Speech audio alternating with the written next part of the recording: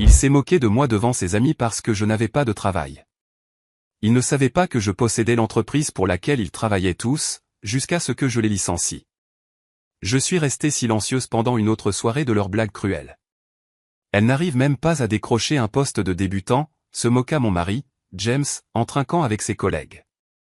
L'ironie était délicieuse. J'avais engagé la société qui avait recruté chacun d'entre eux. Demain, cette même société m'aiderait à faire le ménage. Le verre de cristal était frais contre ma paume alors que je les observais depuis l'autre côté de notre salon en marbre. 5 hommes en costume sur mesure, tous cadres supérieurs chez Reynolds Technologies, tous sélectionnés par mes soins à travers des couches de sociétés écrans et de cabinets de recrutement discrets. Et James, mon mari depuis 8 ans, leur vice-président des opérations, menant le cœur des moqueries. Vous vous souvenez quand elle a essayé de passer un entretien chez Reynolds, continua James en desserrant sa cravate Hermès. Mon Dieu, j'aurais aimé voir ce désastre.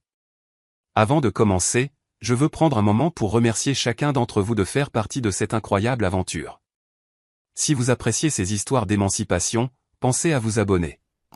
C'est entièrement gratuit et cela nous aide à construire cette communauté formidable. Plongeons dans le vif du sujet. S'il avait su. Cet entretien avait été mon inspection trimestrielle de la direction intermédiaire, soigneusement orchestrée à travers mon labyrinthe de holdings. J'avais bâti Reynolds Technologies à partir de rien il y a 12 ans, avant même de rencontrer James. L'entreprise avait été mon premier amour, ma rédemption après avoir vu la petite entreprise de mon père s'effondrer sous les assauts de pilleurs d'entreprise. Au moins, elle est persévérante, gloussa Michael, du marketing. Combien de refus ce mois-ci, James ? J'ai perdu le compte, sourit James en attrapant le scotch de 30 ans d'âge que j'avais acheté. Mon scotch. Tout dans cette maison et les œuvres d'art sur les murs, les meubles importés, même la montre de luxe à son poignet et tout était payé par l'entreprise qui, selon lui, m'avait rejeté. Je pris une autre gorgée d'eau, maintenant mon masque étudié d'humiliation silencieuse. Le même masque que je portais lorsque j'ai rencontré James pour la première fois à un gala de charité. À l'époque, j'avais déjà appris à mes dépens que le succès attirait les parasites. 3 relations ratées avec des hommes qui me voyaient comme leur ticket pour le luxe m'avaient appris la prudence. Alors, quand j'ai rencontré James, j'ai décidé de faire une expérience. Je me suis présenté comme une consultante indépendante en difficulté, conduisant une voiture modeste et vivant dans un petit appartement. James avait semblé différent au début. Prévenant, même. Tu trouveras ta place, avait-il dit à l'époque. Continue d'essayer. Mais dès que nous nous sommes mariés et qu'il a emménagé dans ce qu'il croyait être notre magnifique maison, le masque a commencé à tomber. Le succès l'a changé, ou plutôt, l'a révélé. Et, chérie, lança James, sa voix dégoulinant maintenant d'une fausse sympathie. Peut-être que tu devrais essayer le café en bas de la rue. J'ai entendu dire qu'ils embauchaient des baristas. Plus de rire. J'ai forcé un faible sourire, jouant mon rôle à la perfection. À l'intérieur, je passais en revue les documents que mes enquêteurs privés avaient compilés au cours de la dernière année. Les réunions officieuses avec les concurrents, les notes de frais gonflées, les petites mais régulières fuites d'informations sur l'entreprise qui semblait toujours profiter au portefeuille d'actions personnelles de James. Je crois que je vais monter, dis-je doucement, jouant le rôle de l'épouse vaincue. Grosse journée demain, un autre entretien. Ne m'attendez pas.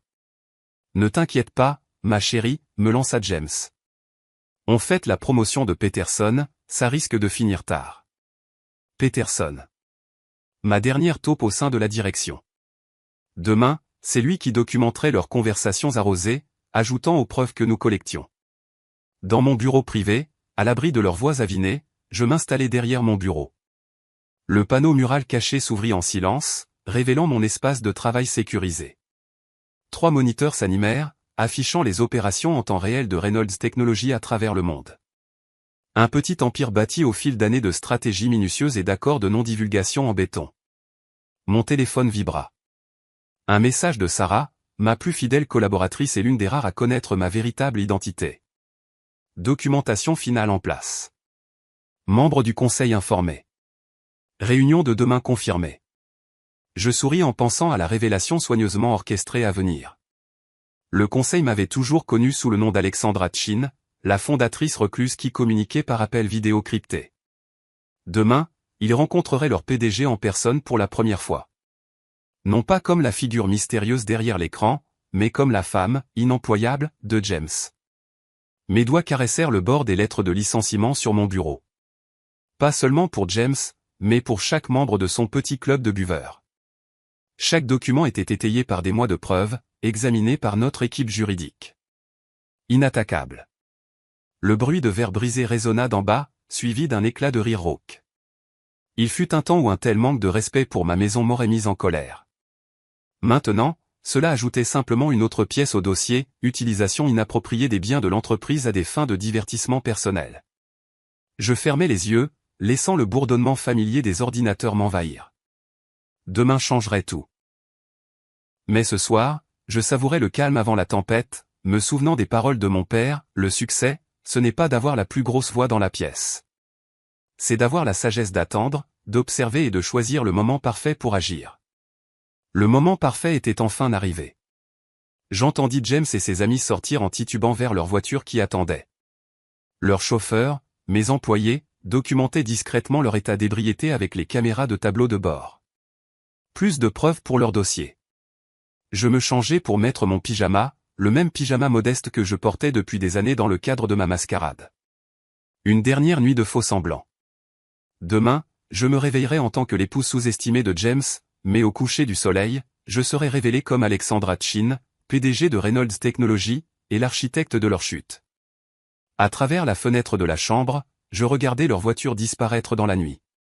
Dans 12 heures, ils arriveraient à leur bureau, avec la gueule de bois, totalement inconscients que leur monde était sur le point d'imploser.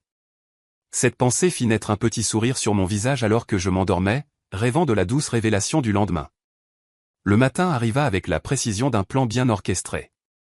Je me suis réveillé avant James, le regardant lutter contre sa gueule de bois alors qu'il se dépêchait de se préparer pour ce qu'il pensait être une journée normale au bureau. Il ne savait pas que j'étais arrivé chez Reynolds Technologies bien avant lui. À 6h30, je suis entré par l'entrée de service, vêtu d'un tailleur bleu marine volontairement banal d'un grand magasin, bien loin de ma garde-robe de créateur habituel. Sarah m'a retrouvé dans le bureau de la sécurité au sous-sol, à l'abri des regards indiscrets. Tout est en place, murmura-t-elle en me tendant un badge de visiteur. L'entretien est prévu à 9h avec les RH. L'équipe de James a sa réunion matinale habituelle à la même heure. Peterson les occupera. Le badge de visiteur semblait étrange contre mon blazer. Angela Martinez, candidate à un entretien. Pendant des années, j'avais observé mon entreprise à travers des caméras et des rapports, mais la performance d'aujourd'hui nécessitait une touche personnelle. Une chance de constater par moi-même à quel point la pourriture s'était étendue. Je me suis assise dans le hall, arrivant volontairement 1 heure plus tôt. La candidate enthousiaste, désespérée d'impressionner. Le garde de sécurité m'a à peine jeté un regard, trop occupé à saluer le flot de cadres arrivant pour leur jour du jugement.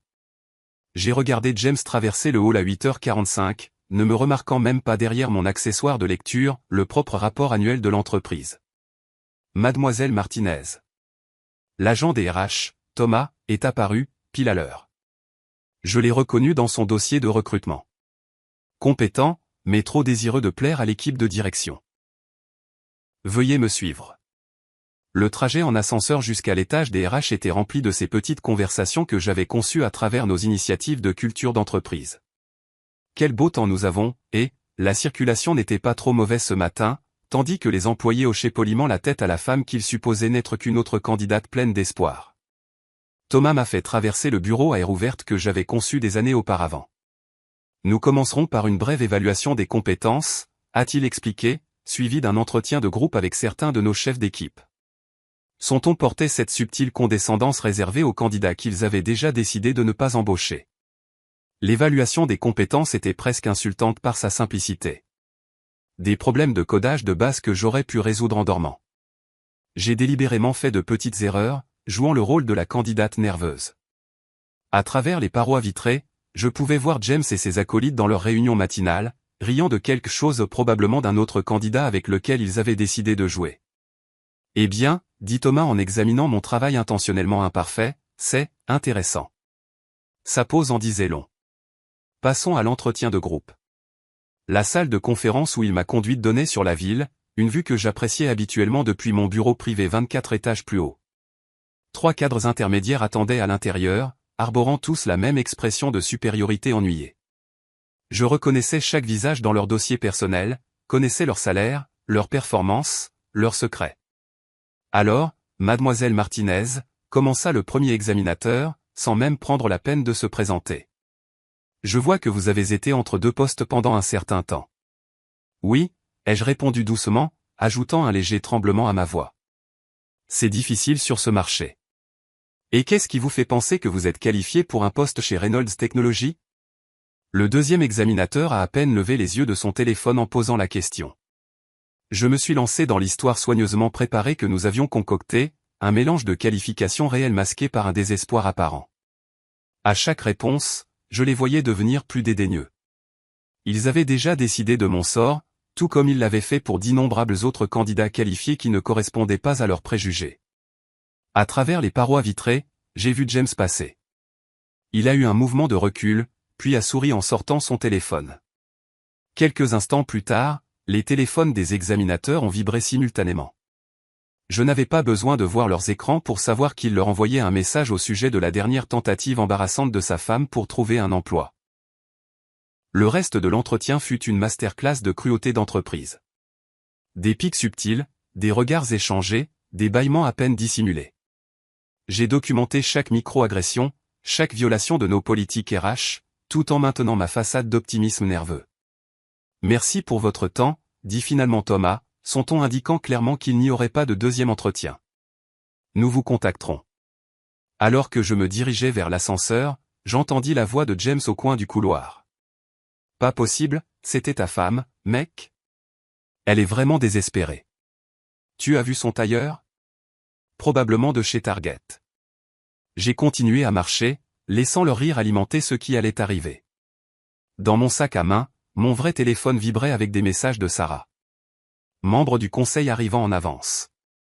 Équipe juridique en attente. Sécurité prête à escorter. La dernière pièce de ma comédie était sur le point de commencer. Je me suis glissé dans des toilettes, entrant dans la dernière cabine où Sarah avait caché un sac à vêtements plus tôt ce matin. À l'intérieur se trouvait ma véritable armure, un tailleur Chanel méticuleusement coupé, des talons Louboutin et le badge de sécurité de la PDG que je n'avais jamais porté en public.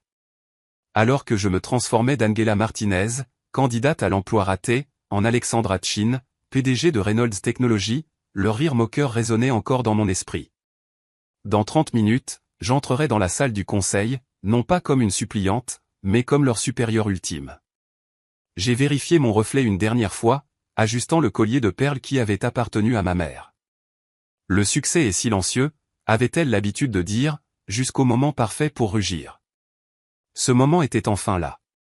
Je suis sorti des toilettes en tant qu'Alexandra Chin, pour la première fois dans mon propre bâtiment, regardant les yeux des employés s'écarquiller alors qu'ils luttaient pour concilier la cadre confiante devant eux avec la candidate nerveuse de quelques instants auparavant. Laissez-les regarder. Le vrai spectacle était sur le point de commencer. Le claquement de mes loups-boutins contre le sol en marbre annonçait chaque pas vers l'étage de la direction. Les employés se bousculaient pour me laisser le passage, leur confusion palpable alors qu'ils essayaient de placer mon visage familier mais transformé. Les murmures commencèrent immédiatement, la nouvelle de la présence de la mystérieuse PDG se propageant comme une traînée de poudre à travers les systèmes de messagerie du bâtiment. J'ai pris l'ascenseur privé, celui sur lequel James s'était toujours interrogé, installé pour l'usage exclusif de la PDG fantôme. Pendant que je montais, le texto de Sarah confirmait que tout était en place. Les membres du conseil étaient assis, James et son équipe toujours dans leur réunion matinale, la sécurité en attente.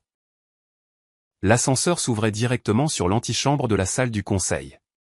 À travers le verre dépoli, je pouvais voir les silhouettes des membres de notre conseil, tous conscients de ce qui allait se dérouler. Mais d'abord, j'avais une autre réunion à laquelle assister. J'ai tourné à gauche, me dirigeant vers la salle de conférence de la direction où James et son cercle intime célébraient leur dernière victoire. Debout dans l'ombre du couloir, je pouvais entendre clairement leur voix à travers la porte laissée négligemment entr'ouverte.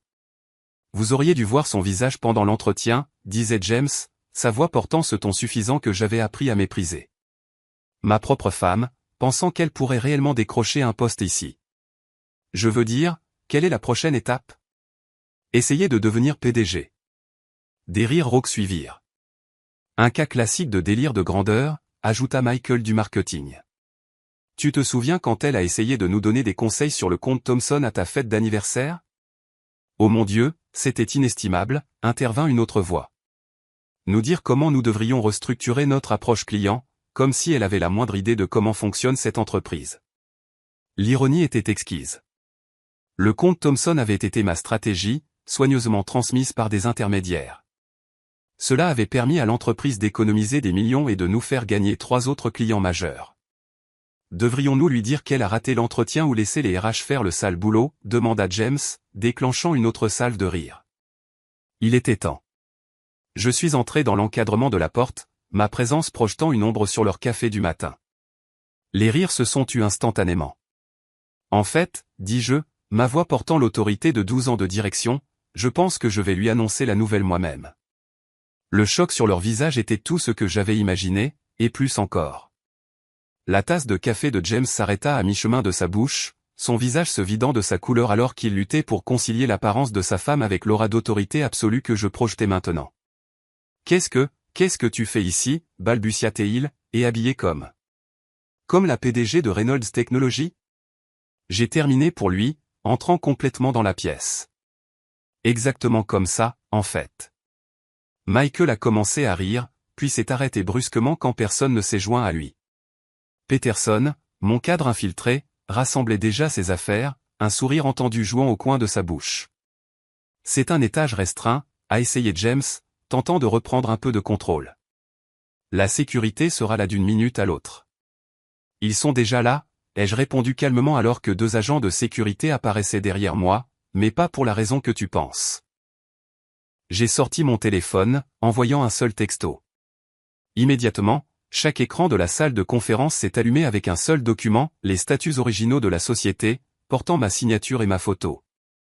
Alexandra Chin, ai-je annoncé, regardant leur visage se contorsionner alors que la prise de conscience les frappait. Fondatrice et PDG de Reynolds Technologies. Ou, comme vous me connaissez, la femme inemployable de James. Le silence était assourdissant.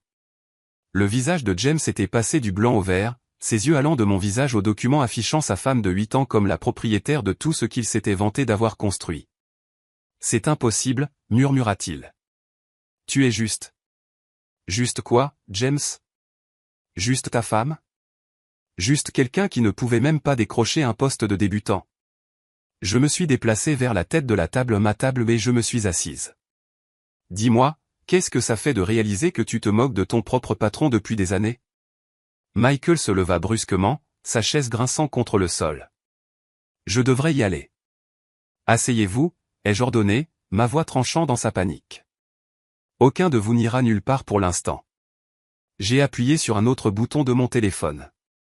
Les écrans ont changé pour afficher une compilation, images de sécurité, échange de mails, conversations enregistrées. Chaque blague, chaque moquerie, chaque moment de cruauté, diffusé en haute définition. Un style de gestion intéressant que vous avez développé, ai-je observé en les regardant se tortiller. Créer une culture d'intimidation, de discrimination et de harcèlement. Pensiez-vous vraiment que je ne le remarquerais pas? Que je ne me soucierais pas de la façon dont vous traitiez les gens que vous pensiez être en dessous de vous? Alex, chéri. A essayé James, sa voix prenant le ton suppliant qu'il utilisait lorsqu'il essayait de se sortir d'une situation difficile. On peut expliquer. Oh, je pense que vous en avez assez expliqué, l'ai-je coupé. En fait, vous vous expliquez depuis des années. Chaque dîner, chaque réunion sociale, chaque événement d'entreprise. Vous avez rendu votre caractère parfaitement clair. Je me suis levé, lissant ma jupe. Le conseil attend à côté pour officialiser ce que vous avez déjà accompli vous-même. Votre licenciement immédiat pour faute grave. Vous tous. J'ai regardé chaque homme dans les yeux, gardant James pour la fin. Bien que, je suppose que je devrais vous remercier. Vous avez rendu cette décision remarquablement facile. Tu ne peux pas faire ça, a protesté faiblement James. Je suis ton mari. En fait, j'ai souri, retirant mon alliance et la plaçant sur la table, depuis ce matin, je suis juste ta PDG. Et tu es viré. Les agents de sécurité se sont avancés alors que je me tournais pour partir. Derrière moi, j'entendais les débuts de protestations, de menaces, de marchandages désespérés. Mais je m'éloignais déjà, me dirigeant vers la salle du conseil où le vrai travail de nettoyage commencerait. Après tout, j'avais une entreprise à diriger. La réunion du conseil fut rapide et décisive. 12 paires d'yeux me regardèrent signer les documents de licenciement officiels, leurs expressions un mélange d'admiration et de choc de rencontrer enfin leur insaisissable PDG en personne. Mais le vrai travail ne faisait que commencer. Alors que la sécurité escortait James et ses acolytes hors du bâtiment, je me suis retiré dans mon bureau privé, la mystérieuse suite du dernier étage qui avait engendré tant de rumeurs au fil des ans. Sarah a suivi, tablette à la main, prête à exécuter la phase suivante de notre plan. Leur accès a été révoqué, a-t-elle rapporté, balayant les protocoles de sécurité. Le service informatique gèle leurs comptes et sauvegarde toutes les données. Le service juridique a déjà envoyé des mises en demeure pour empêcher toute tentative de représailles. Je me suis tenu devant les fenêtres du sol au plafond, regardant James et ses amis être escortés jusqu'à leur voiture en bas. Même de 20 étages plus haut, je pouvais lire le choc dans leur langage corporel, l'incrédulité dans leurs pas chancelants. Et la maison, ai-je demandé, pensant à la maison que James croyait avoir aidé à payer. L'équipe de sécurité est déjà là, changeant les serrures. Vos effets personnels ont été déplacés aux pentouses comme prévu. Quant aux affaires de James, Sarah a fait une pause, s'autorisant un petit sourire, elles seront livrées chez sa mère ce soir. J'ai hoché la tête, me souvenant de toutes les fois où James s'était vanté auprès de sa mère de me soutenir dans mes difficultés professionnelles. L'ironie ne lui échapperait pas. Et les papiers du divorce ? En cours de dépôt. Le contrat de mariage que vous lui avez fait signer est en béton. Il pensait protéger ses actifs, sans jamais réaliser qu'il renonçait à toute prétention sur les vôtres. Une notification est apparue sur mon écran privé. James essayait déjà de limiter les dégâts, publiant sur les réseaux professionnels des informations sur des divergences stratégiques avec la direction de Reynolds Technologies. J'ai regardé l'équipe de Sarah contre-attaquer rapidement avec la vérité, un communiqué de presse soigneusement rédigé sur la politique de tolérance zéro de l'entreprise en matière de harcèlement et de discrimination au travail. Son profil LinkedIn le mentionne toujours comme vice-président des opérations, ai-je noté. Les doigts de Sarah ont volé sur sa tablette. Plus maintenant. Je me suis assise à mon bureau, mon vrai bureau, pas celui caché dans mon bureau à la maison, et j'ai commencé à examiner les plans d'urgence que nous avions préparés. James et ses amis n'étaient pas stupides. L'orgueil blessé laisserait bientôt place à la colère et à d'éventuelles représailles. Leurs clauses de non-concurrence sont déjà activées. Ils ne travailleront pas dans ce secteur pendant au moins 3 ans. Nous avons également informé tous les principaux concurrents des circonstances de leur licenciement. Aucune entreprise respectable ne les touchera. J'ai affiché les images de sécurité de leurs entretiens de départ. James, toujours dans le déni, menaçant de m'exposer. Michael, s'effondrant en larmes en réalisant que ses options d'achat d'actions ne valaient rien. Les autres, alternant entre supplications et menaces. Leur projet ? Peterson a déjà assemblé des équipes de transition. Aucune opération critique ne sera affectée. Sarah a fait une pause. Cependant, je suggère que nous auditions tout ce qu'ils ont touché au cours de la dernière année. Fait en 3 ans, ai-je corrigé, me souvenant de bribes de conversations ivres sur la comptabilité créative, et signaler tous les clients avec lesquels ils ont eu des contacts personnels. Mon téléphone a vibré. James, utilisant son numéro personnel. J'ai refusé l'appel, le regardant rejoindre la liste croissante de numéros bloqués. Ses amis avaient probablement essayé aussi, espérant négocier une sorte de règlement. Devrions-nous publier une déclaration à l'échelle de l'entreprise, a demandé Sarah. J'ai considéré les répercussions qui se propageaient dans le bâtiment. À présent, tout le monde saurait que leur mystérieuse PDG était la femme supposément inemployable de James. L'histoire se répandrait dans tous les départements, devenant plus dramatique à chaque répétition. Planifier une réunion générale pour demain matin, ai-je décidé. Il est temps qu'ils rencontrent leur vrai PDG, pas la caricature que James a créée. Une alerte subtile a clignoté sur mon écran. James était arrivé chez sa mère. Le flux de sécurité le montrait debout au milieu de cartons de ses affaires, l'expression de sa mère passant de la confusion à l'horreur alors qu'il expliquait les événements de la matinée. Le GPS de sa voiture de société indique qu'elle est toujours sur notre parking. La sécurité attend pour la récupérer. J'ai hoché la tête, me tournant vers la pile de documents nécessitant une attention immédiate. Les organigrammes devaient être mis à jour, les responsabilités réattribuées et la gestion des dégâts devaient commencer avec nos principaux clients. Encore une chose, ajouta Sarah, son ton s'adoucissant légèrement. Le gala de charité du mois prochain. Celui où vous avez rencontré James. Annuler ma réservation, ai-je interrompu, mais doubler la donation de l'entreprise. Anonymement. L'après-midi s'est déroulé dans un tourbillon de réunions, de décisions et de planification stratégique. J'ai regardé à travers divers flux de sécurité le bureau de James être vidé, ses objets personnels catalogués et expédiés.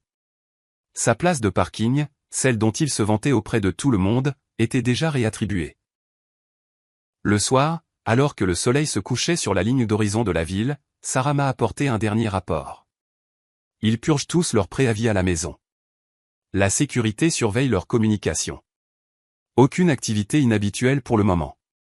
Mais ils sont sous le choc, ai-je terminé. Donnez-leur un jour, puis les vraies réactions commenceront. Je me suis penché en arrière dans mon fauteuil, me permettant enfin de sentir le poids de la journée. En moins de 12 heures, j'avais abandonné une fausse identité, mis fin à un mariage, licencié 5 cadres et fait mon entrée sur la scène publique en tant que PDG. Est-ce que ça en valait la peine, demanda Sarah tranquillement, brisant le protocole pour un moment d'honnêteté. J'ai pensé à des années d'humiliation subtile, à regarder James et ses amis briser les rêves des autres pour le sport, à être témoin de leur cruauté désinvolte envers tous ceux qu'ils jugeaient inférieurs à eux. Redemandez-moi dans une semaine, ai-je répondu en me retournant vers mes moniteurs. Il y avait encore du travail à faire, une entreprise à diriger et une réputation à reconstruire. Après tout, la vengeance n'était pas seulement une question d'un moment dramatique. Il s'agissait de s'assurer qu'il ne se remettrait jamais assez pour blesser quelqu'un d'autre. Le lendemain matin arriva avec une frénésie d'activité. La réunion générale était prévue pour 10 heures, mais je suis arrivé au bureau à l'aube. Il y avait des manœuvres stratégiques à faire avant de m'adresser aux troupes. Ça bouge, a rapporté Sarah, entrant dans mon bureau avec sa tablette omniprésente. James a essayé de contacter le comte Thompson à 3 heures du matin. Heureusement, nous avions déjà verrouillé toutes les communications avec les clients. J'ai affiché le tableau de bord de surveillance sur mon écran. Dans les 12 heures qui ont suivi leur licenciement, chacun des cadres licenciés avait fait des démarches prévisibles. Michael avait tenté de télécharger des listes de clients avant que son accès ne soit révoqué, Peterson, mon cadre infiltré, avait documenté chaque tentative. Leurs indemnités de départ, ai-je demandé, bien que je connaisse déjà la réponse. Annulées en raison d'une faute professionnelle documentée. Le service juridique a compilé un dossier complet.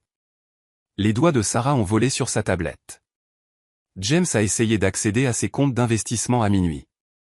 Il a semblé surpris d'apprendre que ses options d'achat d'actions ne valaient rien. J'ai souri, me souvenant de toutes les fois où il se vantait de ses actions de l'entreprise lors de dîners. Il n'avait jamais pris la peine de lire les petits caractères sur les clauses de faute professionnelle. Et les autres? 2 ont déjà contacté des concurrents. Nous avons documenté les tentatives des violations claires de leurs accords de non-concurrence. Sarah a fait une pause. Et la mère de James a été très virulente sur les réseaux sociaux au sujet de la trahison de sa belle-fille. J'ai affiché le flux de surveillance des réseaux sociaux. L'histoire se répandait, mais pas de la manière que James avait probablement espéré. D'anciens employés se manifestaient avec leurs propres histoires de harcèlement et de discrimination, chaque message renforçant notre récit d'un nettoyage d'entreprise nécessaire.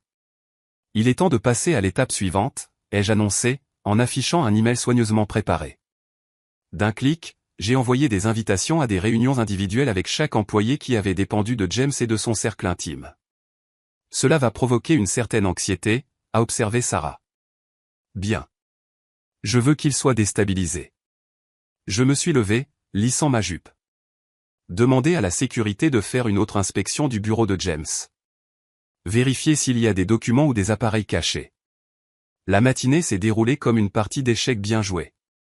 Tandis que James et ses amis dilapidaient vraisemblablement leurs économies en consultations juridiques, nous démantelions systématiquement leur héritage d'entreprise. À 9h45, je me tenais devant le miroir de ma salle de bain privée, apportant les dernières retouches à mon apparence. La femme qui me regardait ressemblait peu à l'épouse soumise que James avait raillée pendant des années. L'armure d'aujourd'hui était un tailleur Armani gris acier, accessoirisé d'un pouvoir discret mais indubitable. L'auditorium est plein, a rapporté Sarah. Tout le monde attend. J'ai hoché la tête, rassemblant mes pensées. Lancez l'enregistrement. La réunion générale serait documentée à des fins juridiques et pour garantir que notre message atteigne chaque employé, quel que soit son fuseau horaire. Alors que je montais sur scène, les murmures étouffés se sont tus. « Bonjour », ai-je commencé, ma voix portant facilement à travers le système de sonorisation. Je suis Alexandra Chin, fondatrice et PDG de Reynolds Technologies. Certains d'entre vous me connaissez comme l'épouse de James Morrison. Aujourd'hui, vous me connaîtrez comme votre leader. Le silence était absolu. Au premier rang, je pouvais voir l'équipe des RH se tortiller, se souvenant probablement de l'entretien simulé de la veille. Hier, nous avons licencié 5 cadres pour faute grave. Vous avez tous entendu les rumeurs. Oui, l'un d'eux était mon mari. Oui, c'était à cause d'une faute professionnelle documentée, de harcèlement et d'abus de pouvoir. J'ai fait une pause, laissant cela s'imprégner. Mais aujourd'hui, il ne s'agit pas d'eux. Il s'agit de nous. De l'entreprise que nous allons devenir à l'avenir. Pendant l'heure qui a suivi, j'ai exposé ma vision pour Reynolds Technologies. À chaque point, je démantelais systématiquement la culture toxique que James et ses amis avaient favorisée.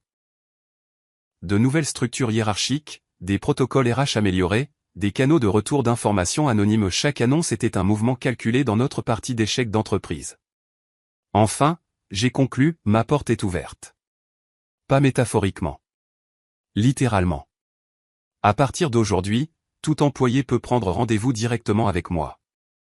Pas de gardien. Pas de filtre. Les applaudissements qui ont suivi ont été timides au début, puis de plus en plus forts. Alors que je quittais la scène, Sarah m'a montré sa tablette. Le système de messagerie interne de l'entreprise explosait de réponses positives. De retour dans mon bureau, la phase suivante a commencé. Un par un, j'ai rencontré les anciens subordonnés directs de James. Chaque conversation était un équilibre délicat entre réconfort et évaluation, identifiant les alliés et les menaces potentielles. James a encore appelé, a rapporté Sarah, entre 2 réunions. Cette fois, depuis un téléphone prépayé. Il exige une réunion privée. Documentez-le avec le service juridique, ai-je répondu, en examinant les notes de ma dernière réunion. Et vérifiez les réseaux sociaux de sa mère. Elle annonce généralement son prochain coup. En fin d'après-midi, l'échiquier de l'entreprise avait radicalement changé. 3 des directeurs les plus fidèles de James avaient démissionné plutôt que de s'adapter au nouveau régime. 2 autres avaient fourni des informations précieuses sur des fautes professionnelles passées en échange d'une amnistie.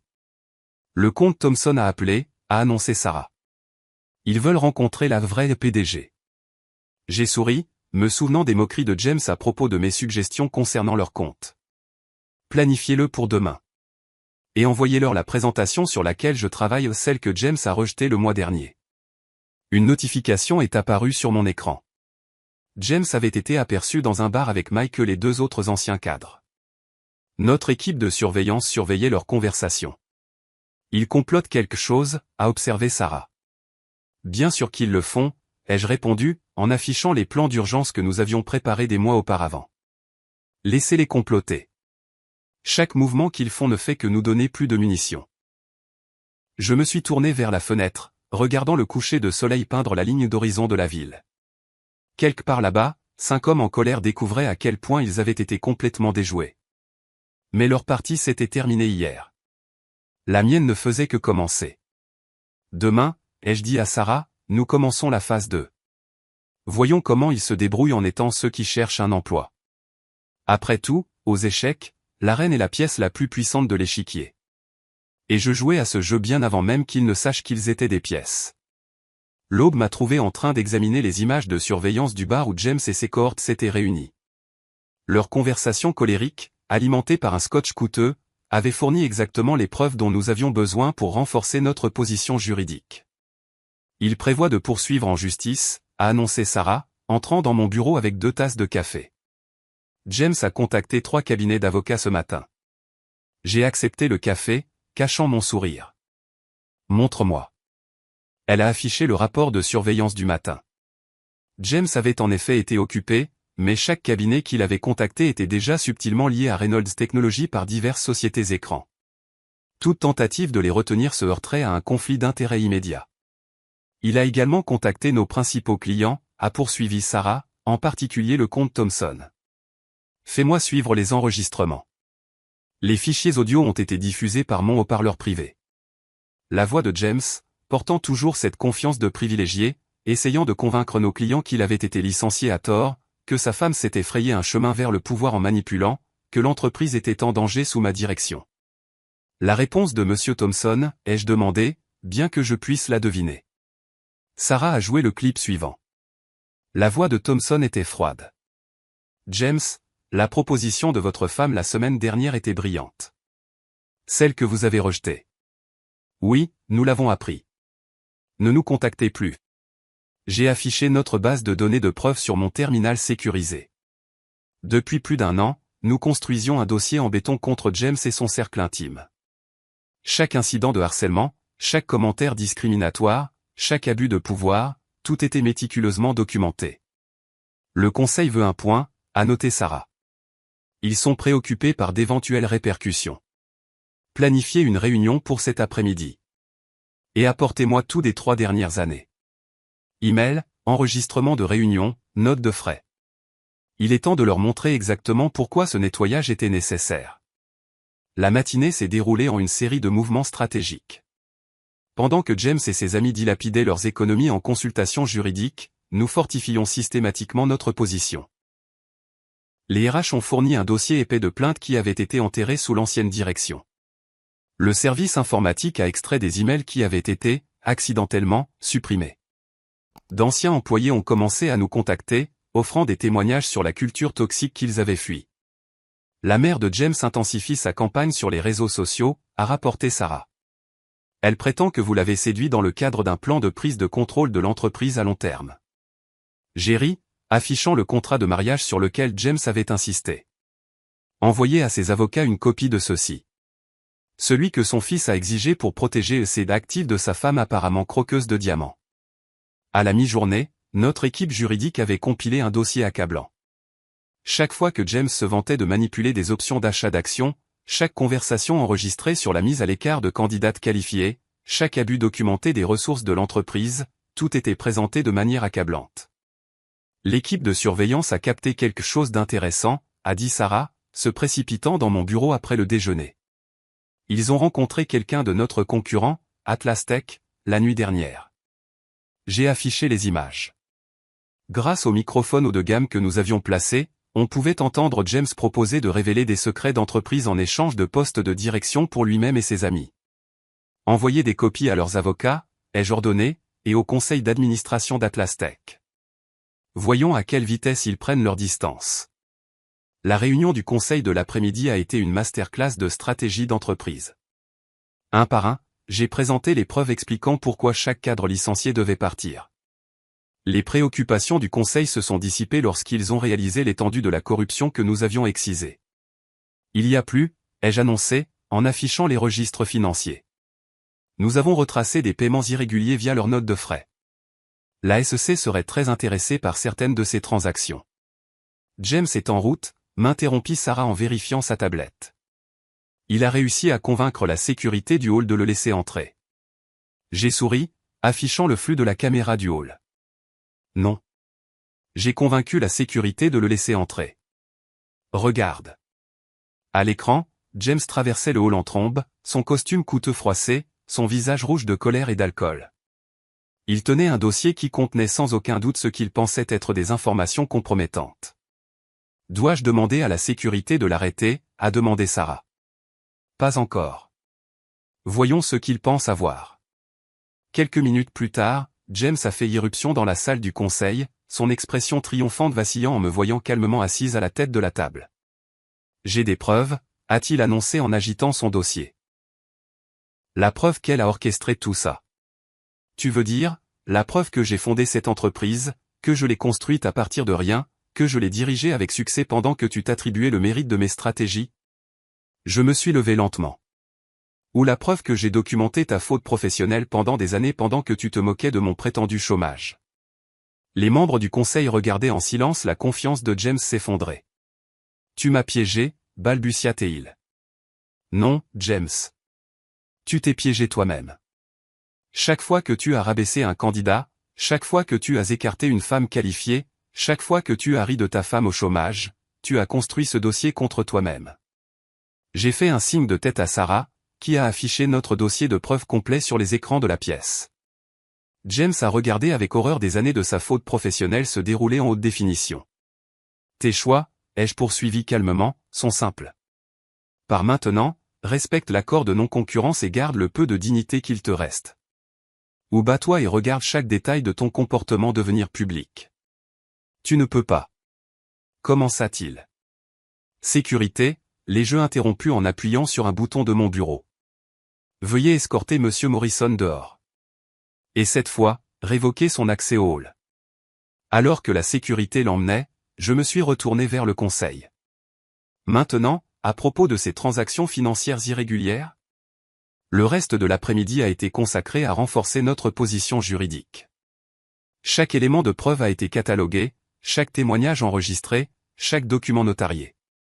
Le soir, nous avions construit un dossier si solide qu'aucun cabinet d'avocats ne toucherait aux prétentions de James avec une perche de 3 mètres. Ils se réunissent à nouveau ce soir, a rapporté Sarah à la tombée de la nuit. Même bar. Bien, ai-je répondu, en examinant la dernière demande de surveillance. Voyons quelles autres preuves ils sont prêts à nous donner. Après tout, le meilleur dossier se construit en laissant vos adversaires penser qu'ils sont en train de gagner, jusqu'au moment où ils perdent tout. La surveillance du bar s'est avérée plus précieuse que nous n'aurions pu l'espérer. Ivres de whisky coûteux et d'orgueil blessé, James et ses amis ont passé des heures à avouer par inadvertance des années de malversation d'entreprise. Repasse cette section, ai-je ordonné à Sarah le lendemain matin, me penchant en avant dans mon fauteuil. Grâce à notre flux de surveillance de haute qualité, la voix pâteuse de James a rempli mon bureau. Tu te souviens de cette fusion l'année dernière? Celle qui nous a fait passer pour des génies? Eh bien, laisse-moi te dire comment on a vraiment réussi ça. Ce qui a suivi était une confession détaillée de délit d'initié, avec nom, date et montant en dollars. Envoie ça au service juridique, ai-je ordonné. Et préviens la SEC. Anonymement. Il est temps de créer notre tempête parfaite. Les doigts de Sarah ont volé sur sa tablette. James a déjà commencé à vendre ses actions personnelles. Les autres suivent le mouvement. Parfait. J'ai affiché nos plans d'urgence. Activez le protocole tonnerre. Le protocole tonnerre était l'aboutissement de mois de planification, une série d'événements soigneusement orchestrés conçus pour piéger James et ses cohortes dans leur propre toile de tromperie. La première phase a commencé immédiatement. Faites fuiter l'enquête sur la fusion à la presse financière, ai-je ordonné, mais faites en sorte que cela semble provenir d'un ancien employé inquiet. En quelques heures, l'histoire a fait la une des chaînes d'information économique. L'action de Reynolds Technologies a subi une légère baisse, exactement comme prévu. James et ses amis, déjà paranoïaques et surveillant leurs investissements, y verraient une opportunité de se sauver. Ils paniquent, a rapporté Sarah, surveillant leurs appels téléphoniques. Tous les 5 appellent leur courtier simultanément. J'ai regardé les moniteurs de trading alors qu'ils vendaient frénétiquement leurs actions, essayant de devancer ce qu'ils pensaient être imminent. À chaque vente, ils s'enfonçaient plus profondément dans les ennuis judiciaires. Maintenant, ai-je dit en faisant un signe de tête à Sarah, lancez la phase 2. Le communiqué a été diffusé à l'échelle de l'entreprise et à tous les principaux organes de presse. Reynolds Technologies annonçait une restructuration et une expansion majeure. Le cours de notre action a grimpé en quelques minutes. Mais James et ses amis avaient déjà vendu à perte un cas clair de tentative de manipulation de marché basée sur des informations privilégiées. Monsieur Thompson de la commission antitrust est en ligne, a annoncé Sarah. J'ai pris l'appel sur haut-parleur. Alexandra Chin. Madame Chin, nous avons reçu des informations très intéressantes sur la fusion de l'année dernière. Oui, nous avons mené une enquête interne, ai-je répondu sans détour. Je serais heureuse de partager nos conclusions, y compris des images de surveillance plutôt éclairantes provenant d'un bar la nuit dernière. Les pièces du puzzle se mettaient en place. À la mi-journée, la SEC avait ouvert une enquête officielle sur les activités de trading de James et de ses amis. La commission antitrust examinait la fusion. Et le cours de notre action était en plein essor alors que le marché répondait à notre annonce d'expansion. James essaie de quitter le pays, a rapporté Sarah, vérifiant ses flux de surveillance. Son passeport a été mystérieusement signalé à l'aéroport. Je me suis permis un petit sourire. Quelle malchance. Et les autres? Michael fait une dépression nerveuse dans le bureau de son courtier. 2 autres rencontrent des avocats pénalistes.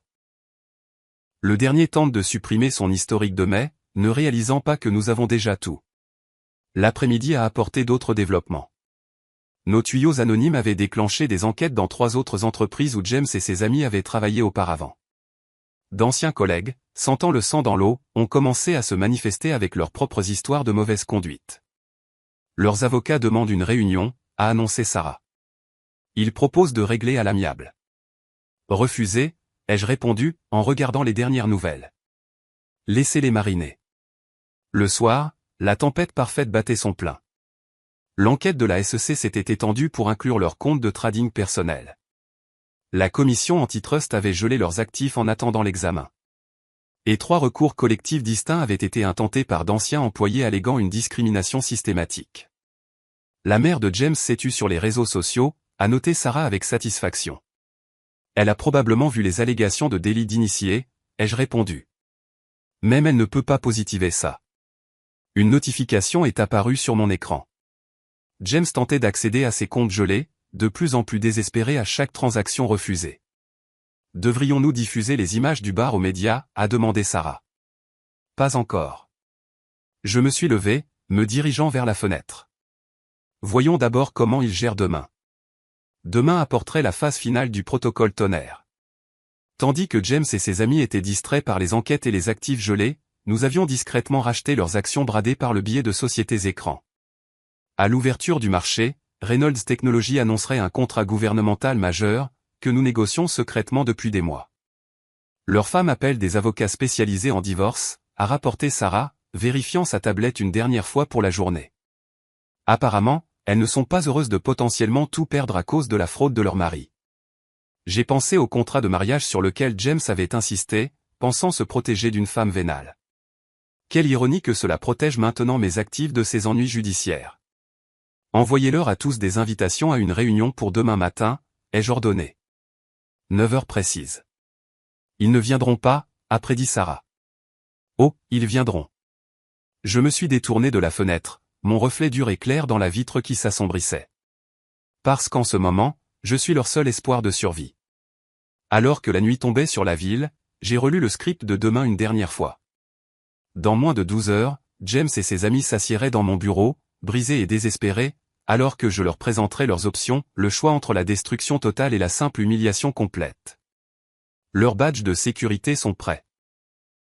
A dit Sarah, plaçant 5 laissez-passer de visiteurs sur mon bureau. J'en ai pris un, passant mon pouce sur la photo de James. Demain, donc. Après tout, la tempête parfaite n'était pas seulement une question de destruction. Il s'agissait de forcer vos ennemis à reconnaître l'éclair avant que le tonnerre ne frappe. 9 heures du matin arriva avec la précision d'une symphonie bien orchestrée. Un par un, James et ses anciens collègues entrèrent dans mon bureau, ombre de leurs anciens mois arrogants. Leurs costumes coûteux étaient froissés, leurs visages hagards après des nuits blanches et une pression croissante. Messieurs, les ai-je salués, assises derrière mon bureau. Je crois que vous avez tous passé une semaine intéressante. James ne pouvait pas me regarder dans les yeux. Michael tremblait visiblement. Les autres fixaient leur badge de visiteur comme s'ils ne pouvaient pas tout à fait croire à quel point ils étaient tombés bas. Le conseil attend, ai-je annoncé en me levant. Allons-y. Ils m'ont suivi comme des condamnés à mort jusqu'à la salle du conseil de la direction. À travers les parois vitrées, ils pouvaient voir le conseil d'administration au complet assis autour de la table massive, ainsi que notre équipe juridique et plusieurs représentants de la SEC.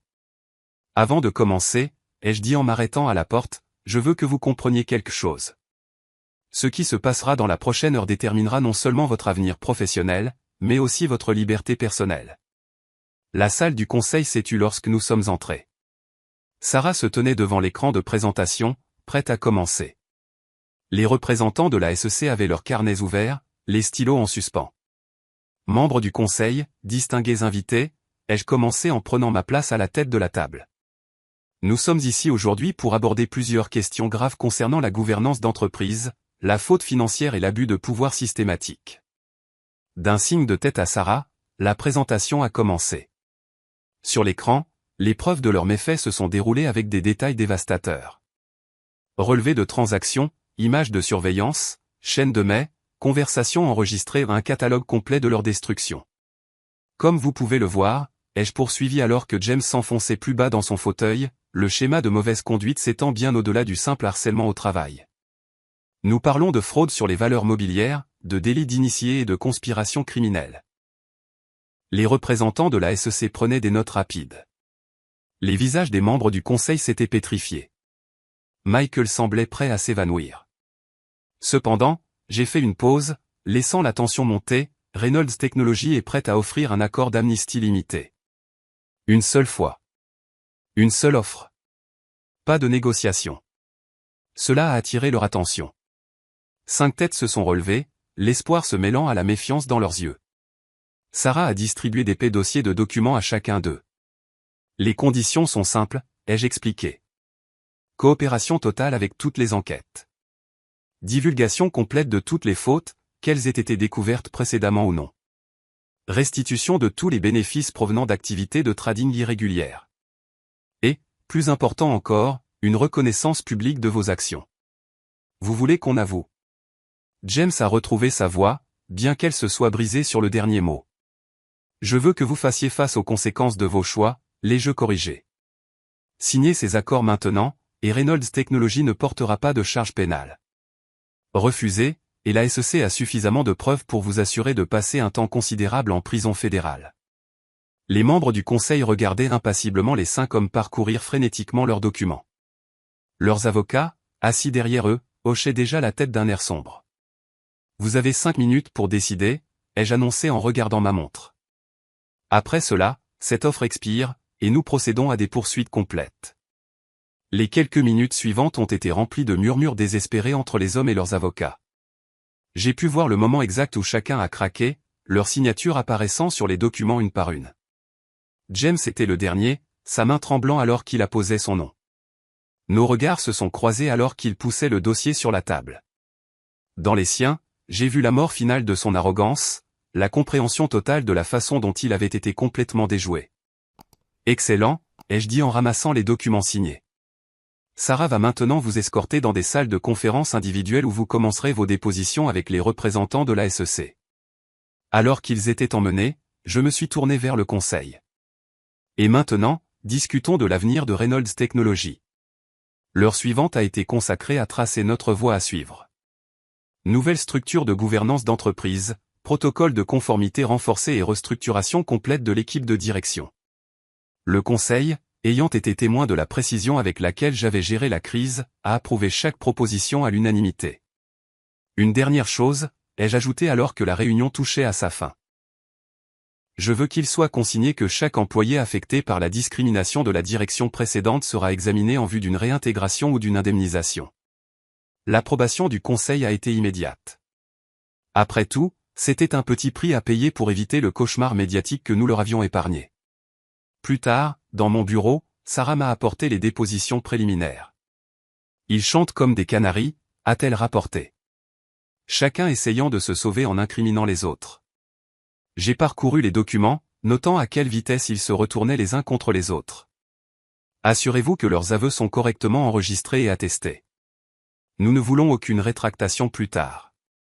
Par ma fenêtre, je pouvais voir James être escorté jusqu'à sa voiture, sa carrière et sa réputation en lambeaux. Son avocat était déjà au téléphone, essayant vraisemblablement de sauver ce qu'il pouvait de l'épave de la vie de son client. Le relevé de transaction, ai-je demandé. En cours d'examen par des experts comptables judiciaires, a déclaré Sarah.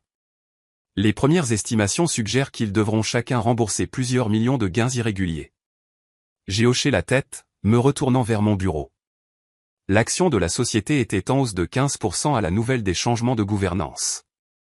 Les journaux économiques saluaient déjà Reynolds Technologies comme un modèle de responsabilité d'entreprise.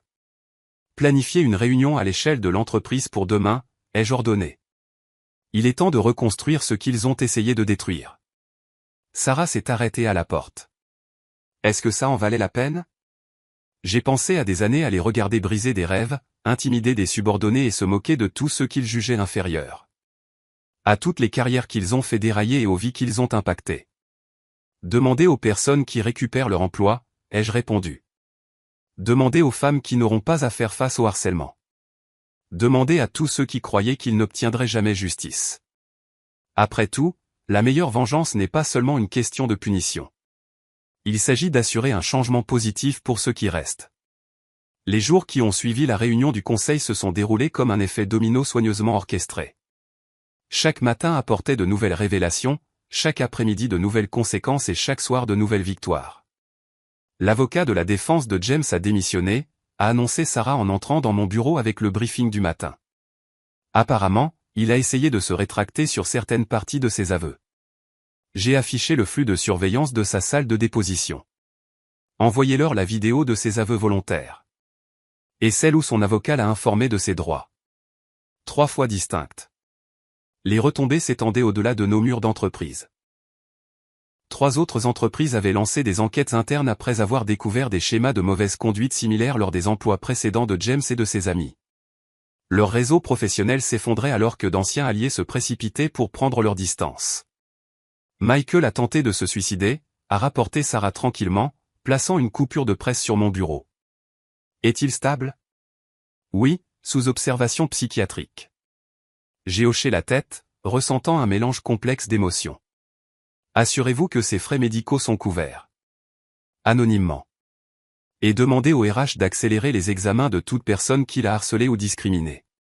Les médias se régalaient. Les revues économiques publiaient des articles de fond sur la culture d'entreprise toxique.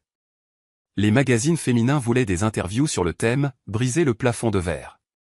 Les blogs technologiques analysaient comment la PDG fantôme avait orchestré une telle prise de contrôle parfaite.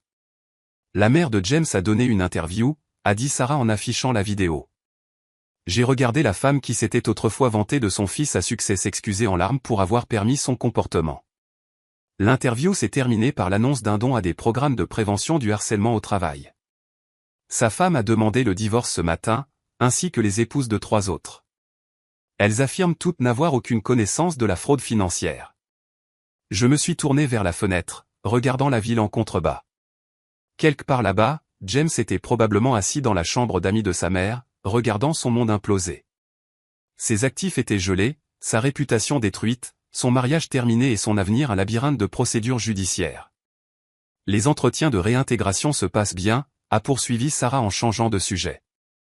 12 anciens employés ont déjà accepté des offres de retour.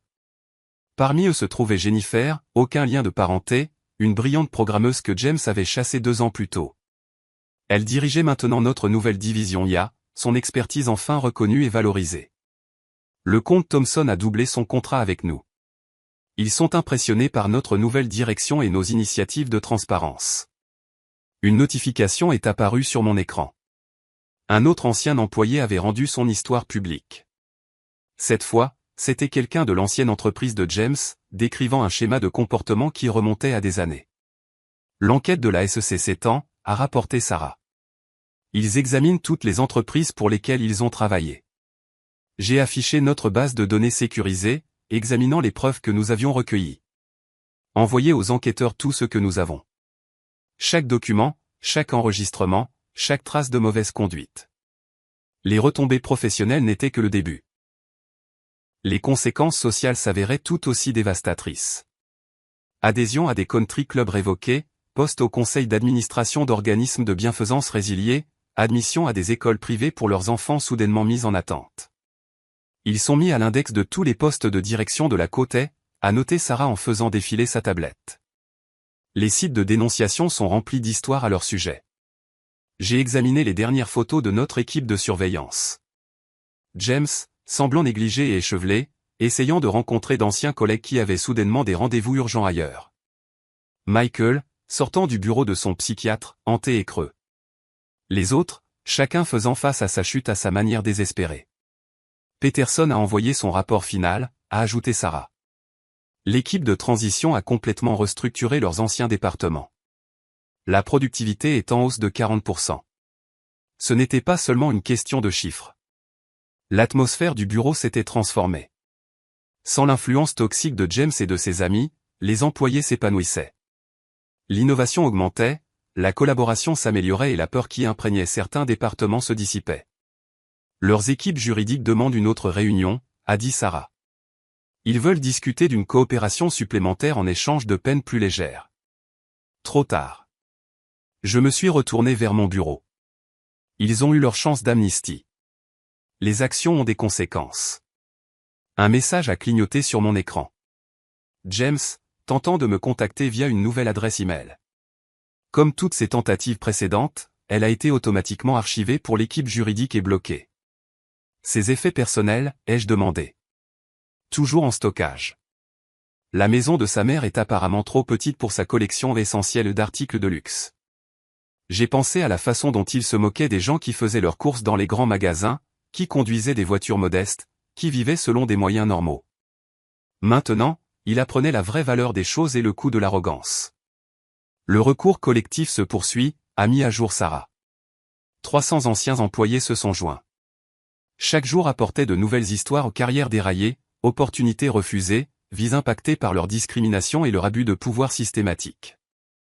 Le procès n'était pas seulement une question d'argent. C'était une question de responsabilité et de reconnaissance. Et la presse demande toujours des interviews. Ils sont particulièrement intéressés par la façon dont vous avez maintenu le personnage de le PDG fantôme tout en étant marié à James. J'ai secoué la tête. Cette histoire resterait privée. Un rappel que parfois, la personne la plus silencieuse dans la pièce est celle que vous devriez surveiller le plus attentivement. Planifier la réunion de suivi du conseil pour la semaine prochaine, ai-je ordonné. Il est temps de mettre en œuvre la phase 2 de notre restructuration d'entreprise. Alors que Sarah partait, j'ai examiné les dernières photos de surveillance une dernière fois. 5 hommes, autrefois si puissants et arrogants, maintenant réduits à des ombres d'eux-mêmes. Leur chute n'était pas seulement professionnelle. Elle était complète et irréversible. Après tout, les véritables retombées de la vengeance ne résident pas seulement dans l'explosion initiale. Elles résident dans les conséquences radioactives qui garantissent que rien ne pourra jamais repousser à cet endroit. 6 mois s'étaient écoulés depuis le jour où je m'étais révélé comme la PDG de Reynolds Technologies. Debout à la fenêtre de mon bureau, regardant les feuilles d'automne se disperser sur la place de l'entreprise, je réfléchissais à quel point le paysage avait complètement changé. Les chiffres finaux sont arrivés, a dit Sarah en entrant avec sa tablette. Bénéfices trimestriels en hausse de 60%. Satisfaction des employés à des niveaux records. Et le règlement du recours collectif a été approuvé ce matin. J'ai hoché la tête, me détournant de la fenêtre. Le règlement garantirait que toutes les personnes lésées par James et ses cohortes recevraient une compensation appropriée. Plus important encore, il avait forcé une reconnaissance publique de leurs actions. Et nos anciens cadres? Les doigts de Sarah ont dansé sur son écran. James travaille comme vendeur junior dans un petit magasin d'électronique en Ohio. L'influence de sa mère lui a obtenu le poste, mais il est déjà en probation pour des problèmes d'attitude. Les puissants étaient en effet tombés. L'homme qui se moquait autrefois des carrières des autres avait maintenant du mal à atteindre des quotas de vente de base. Michael, toujours en thérapie, mais il va mieux. Il a publié des excuses en ligne et travaille avec des groupes de prévention du harcèlement au travail. Ça semble sincère, en fait. J'ai pris une couverture de magazine encadrée sur mon bureau. Le Business Week du mois dernier, présentant la transformation de Reynolds Technologies. L'article avait loué notre nouvelle culture d'entreprise sans jamais mentionner le scandale qu'il avait provoqué. Les autres? L'un enseigne des cours de commerce dans un collège communautaire, en se concentrant sur l'éthique des affaires, ironiquement. Un autre travaille dans l'entreprise de construction de son beau-frère. Le dernier a déménagé en Alaska pour se retrouver. Leur chute avait été spectaculaire. Mais ce n'était pas ce à quoi je pensais le plus. Au lieu de cela, je me suis concentré sur les changements que leur départ avait permis. La division IA de Jennifer? Sarah a souri. 3 nouveaux brevets déposés ce trimestre. L'équipe qu'elle a reconstruite révolutionne toute notre approche du développement logiciel. Dans toute l'entreprise, des transformations similaires s'étaient produites. Des départements autrefois régis par la peur bourdonnaient maintenant d'innovation. Des employés précédemment mis à l'écart menaient des projets révolutionnaires. La culture toxique que James et ses amis avaient favorisée était remplacée par quelque chose de véritablement collaboratif. Le comte Thompson a envoyé ceci, a dit Sarah, plaçant une bouteille de champagne sur mon bureau. Ils sont impressionnés par les nouvelles propositions de projet. L'équipe de Jennifer a apparemment résolu un problème sur lequel ils butaient depuis des années. J'ai pensé à toutes les fois où James avait rejeté les idées de Jennifer, s'était moqué de ses suggestions, l'avait fait douter de son propre génie. Maintenant, elle dirigeait notre division la plus rentable. Des tentatives de contact récentes? Sarah a vérifié ses journaux. James a essayé de vous contacter via LinkedIn la semaine dernière. Son profil le mentionne toujours comme notre ancien vice-président des opérations, bien que quiconque recherche son nom obtienne une histoire bien différente. Internet n'oublie jamais. Chaque article sur le harcèlement au travail, chaque exposé sur la fraude d'entreprise, chaque récit édifiant sur l'abus de pouvoir, leur nom apparaissait dans tous. L'équipe de tournage du documentaire demande une autre interview, a ajouté Sarah. Il l'appelle le plafond de verre brisé. L'accent est mis sur la transformation de l'entreprise et les femmes dans le leadership. J'ai secoué la tête. Dirigez-les plutôt vers nos chefs de division qui réussissent. Jennifer, Maria, Sophia. Celles qui font le vrai travail de reconstruction. Mon téléphone a vibré. Un message de la mère de James.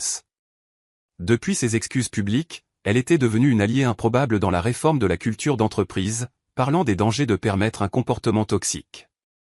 J'avais financé anonymement sa tournée de conférences. La réunion du conseil est dans 10 minutes, m'a rappelé Sarah. Ils veulent discuter de l'expansion internationale. J'ai rassemblé mes documents, m'arrêtant à la porte du bureau. La plaque nominative indiquait simplement « Alexandra Chin ». Fini les ombres, les masques, les faux semblants. Cela fait exactement 6 mois, a noté Sarah, se mettant à mon pas, des regrets. J'ai pensé aux derniers mots de James à mon égard dans la salle du conseil, sa dernière tentative de manipulation. Je t'aimais vraiment, tu sais. Non, ai-je répondu, me dirigeant vers la salle de conférence. Pas de regrets. Juste des leçons apprises. Les leçons ne concernaient pas seulement la vengeance. Elles concernaient le pouvoir, la responsabilité et l'obligation d'utiliser les deux à bon escient. De créer quelque chose de mieux à partir des cendres de la destruction. Le programme de mentorat des employés a une liste d'attente. A rapporté Sarah alors que nous marchions. Il s'avère que les gens sont désireux d'apprendre quand ils n'ont pas peur d'être moqués. C'était la vraie victoire. Pas la chute de James et de ses amis, mais l'ascension de tous ceux qu'ils avaient essayé de maintenir à terre. Chaque employé promu, chaque idée mise en œuvre, chaque changement positif était un témoignage de ce qui pouvait grandir lorsque l'on enlevait le poison du sol. Une dernière chose, a dit Sarah alors que nous atteignions la salle du conseil. Les RH ont signalé 0 plainte pour harcèlement ce trimestre. Première fois dans l'histoire de l'entreprise. J'ai fait une pause, laissant cela s'imprégner. Le coût humain du style de leadership de James avait été incommensurable. Mais la guérison était mesurable, quantifiable, réelle. À l'intérieur de la salle du conseil, les membres du conseil étaient déjà assis. Ces réunions étaient différentes maintenant. Plus collaboratives, plus axées sur la croissance à long terme que sur les profits à court terme. La peur de s'exprimer avait été remplacée par l'excitation des possibilités. Commençons. J'ai pris ma place à la tête de la table, sentant le poids de la responsabilité et la légèreté de la justification dans une égale mesure. Après tout, la meilleure vengeance ne consiste pas seulement à détruire ce qui était mal. Il s'agit de construire quelque chose de meilleur à sa place. Et en regardant ce que Reynolds Technologies était devenu, je savais que la vraie victoire ne résidait pas dans la chute de James. Elle résidait dans l'ascension de tous les autres. Parlons de l'avenir, ai-je dit en ouvrant mon dossier. Parce que c'est ce qui restait après la vengeance. Non pas la satisfaction de la destruction, mais la responsabilité de la création. Et j'étais prête pour les deux.